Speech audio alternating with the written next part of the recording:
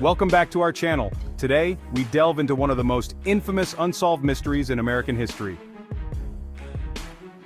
The Zodiac Killer. This case has captivated true crime enthusiasts for decades, and today, we'll explore the victims, the psychological profile of the killer, the infamous ciphers, and whether justice has ever been served.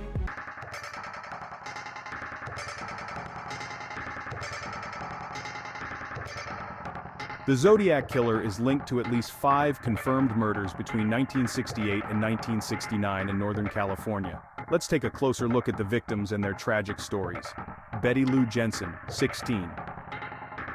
David Faraday, 17. Date December 20th, 1968. Location, Lake Herman Road, Vallejo, California.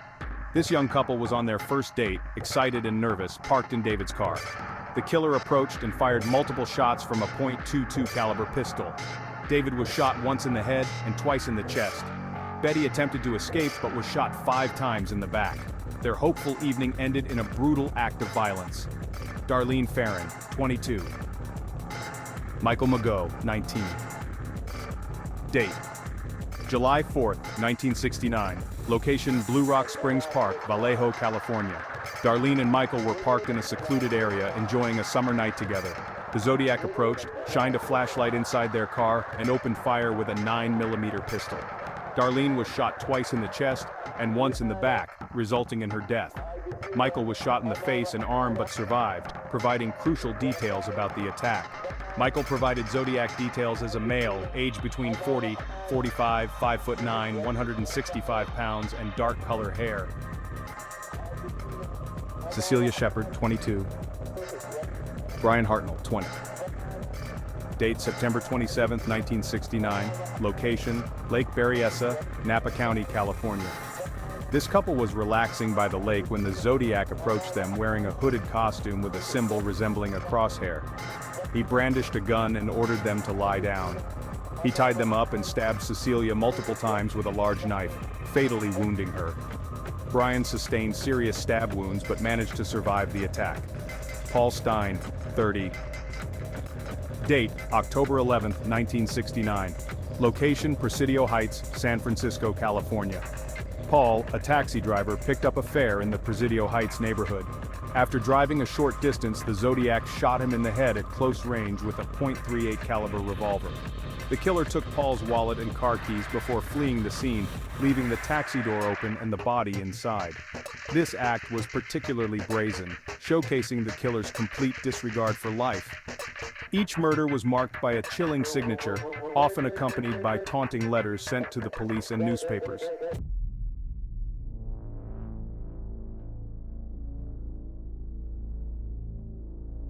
The Zodiac Killer left behind several pieces of forensic evidence and clues that have been critical in attempts to solve the case. Ballistics evidence. At the crime scenes, .22 caliber and .38 caliber shell casings were found. Ballistics analysis could potentially match these casings to a specific firearm, if the weapon were ever recovered. DNA evidence. In the case of Darlene Ferrin and Michael Mageau, blood samples and potential DNA evidence were collected. Advances in DNA technology may help identify the killer if a match is found. Additionally, saliva samples from the envelopes of the Zodiac's letters could provide further leads. Ciphers and letters. The Zodiac sent multiple ciphers, some of which have been decoded, revealing taunting messages. Handwriting analysis of these letters could link them to known suspects. Witness testimonies. Michael Mageau, the survivor of the Blue Rock Springs Park attack, provided a description of the killer, which has been used in composite sketches. Eyewitnesses during the Paul Stein murder also reported seeing a man in the vicinity, providing additional descriptions. Crime scene evidence, blood spatter analysis, and other forensic techniques could yield insights into the nature of the attacks and the killer's methods. These pieces of evidence continue to be analyzed, offering hope for new leads in this cold case.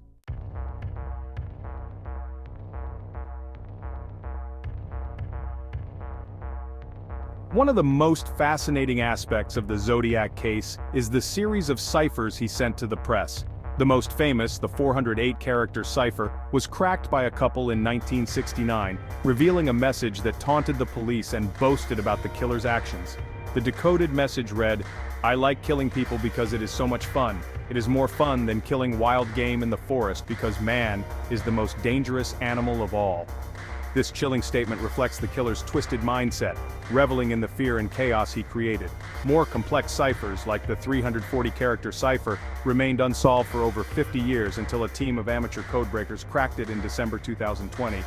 This cipher was particularly challenging due to its intricate combination of symbols and letters, which led many to believe it was unbreakable. The decoded message stated, "I hope you're having lots of fun in trying to catch me. That wasn't me on the TV show," which brings up a point about me. "I am not afraid of the gas chamber because it will send me to my paradise all the sooner because I now have enough slaves to work for me where everyone has nothing when they reach paradise, so they are afraid of death. I am not afraid because I know that my new life will be an easy one in paradise." This message not only showcases the killer's intelligence but also his desire to challenge the authorities and the public, demonstrating a blatant disregard for the consequences of his actions. The successful decoding of this cipher reignited interest in the Zodiac case, prompting renewed investigations and discussions about the killer's identity. It also highlighted the collaborative efforts of amateur codebreakers worldwide, who utilized modern technology and historical knowledge to solve this decades-old mystery. The revelations from the 340-character cipher provided chilling insights into the mind of the Zodiac Killer, revealing his arrogance and the psychological games he played with law enforcement and society.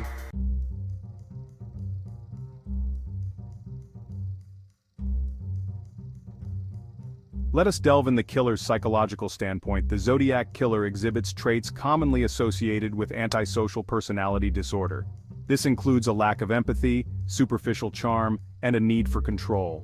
One intriguing aspect of the Zodiac's modus operandi is his use of different weapons across various attacks. Initially, he employed a .22 caliber pistol in the murders of Betty Lou Jensen and David Faraday, suggesting a preference for a quieter weapon to avoid drawing attention. In later attacks, he escalated to a 9mm pistol and a knife, indicating a shift toward more violent methods. This escalation signifies a growing confidence or a need to exert more control over his victims, illustrating a psychological thrill derived from the act of killing itself. The Zodiac Killer specifically targeted young couples, often in secluded areas, which raises questions about his motivations. The choice of victims seems deliberate, suggesting a deep-seated resentment towards love and intimacy. By attacking couples, he not only exerted power over them but also disrupted their bond, perhaps reflecting his own feelings of isolation or inadequacy. It's possible that he harbored a hatred for people in love, perceiving their happiness as a direct affront to his own emotional state. This theme of targeting couples indicates a desire to punish those who embody the affection and connection he lacked. The killer's meticulous planning and execution of the crimes reveal a high level of intelligence and organization. His taunting letters to the media and police demonstrate a need for recognition and validation, showcasing his desire to create fear and chaos. This need to dominate and instill terror suggests a profound sense of insecurity, as if he were compensating for feelings of powerlessness in other areas of his life. Moreover, the Zodiac's choice to communicate through ciphers and cryptic messages points to a need for intellectual engagement. He may have viewed himself as superior to both law enforcement and the general public, relishing the challenge of outsmarting them. This reflects a classic characteristic of narcissism, where the individual seeks admiration and attention through grandiose actions. Ultimately, the combination of these factors paints a chilling portrait of a man driven by a complex interplay of rage, insecurity, and a pathological need for control, leaving a trail of horror in his wake.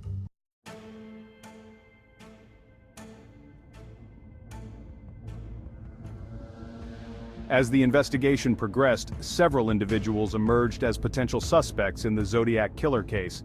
Here are some of the most notable. Lawrence K., a convicted criminal who had a history of violent behavior.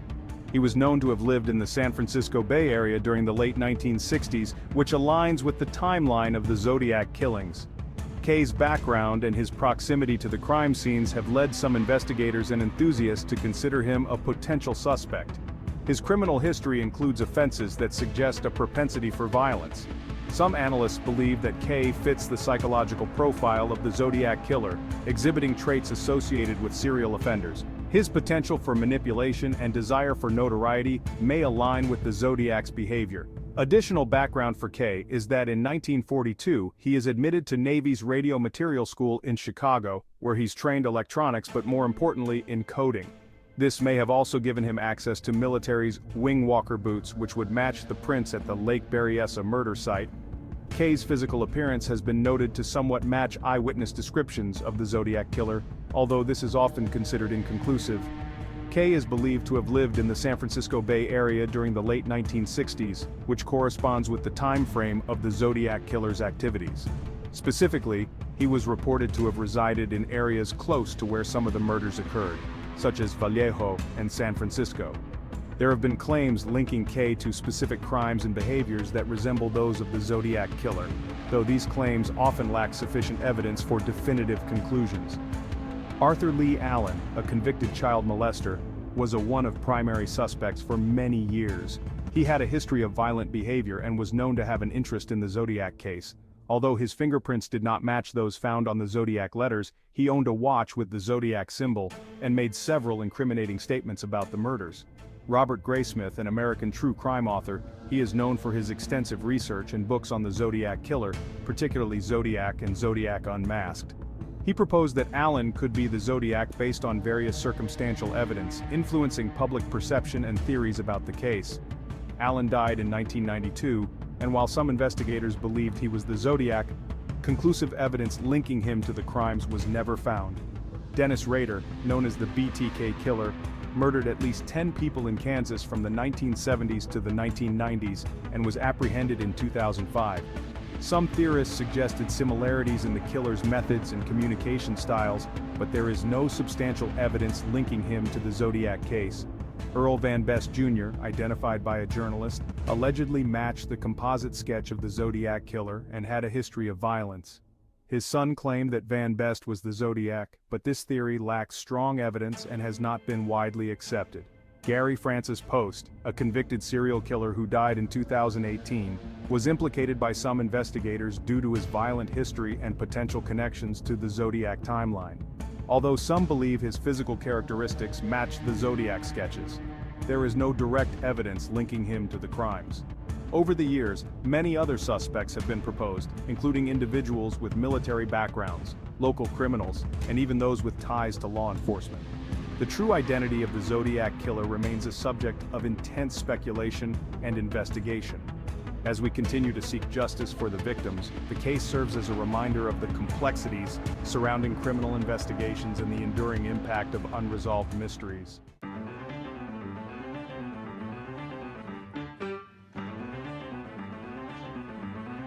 The Zodiac Killer's legacy is one of fear, intrigue, and unanswered questions. His ability to elude capture while taunting law enforcement has left a lasting mark on American criminal history. As we continue to seek justice for the victims, the case serves as a reminder of the complexities of criminal psychology and the enduring impact of unresolved mysteries. The recent breakthroughs in decoding his ciphers have reignited interest in the case and provided chilling insights into his mindset. Yet, despite advances in forensic science and technology, the identity of the Zodiac Killer remains a haunting enigma. This case not only highlights the challenges faced by investigators, but also the profound effects on the families of the victims and the communities affected by his crimes. Each new lead and revelation brings hope, but also the weight of the unresolved. As we reflect on this dark chapter in history, we must remember the lives lost and the families forever changed. The search for truth and justice continues, reminding us that some mysteries may never be fully unraveled. If you found this video insightful, please like, subscribe, and share your thoughts in the comments below. What do you think happened to the Zodiac Killer? Do you believe he was ever caught, or did he escape justice entirely? Thank you for watching News Digests, and stay curious.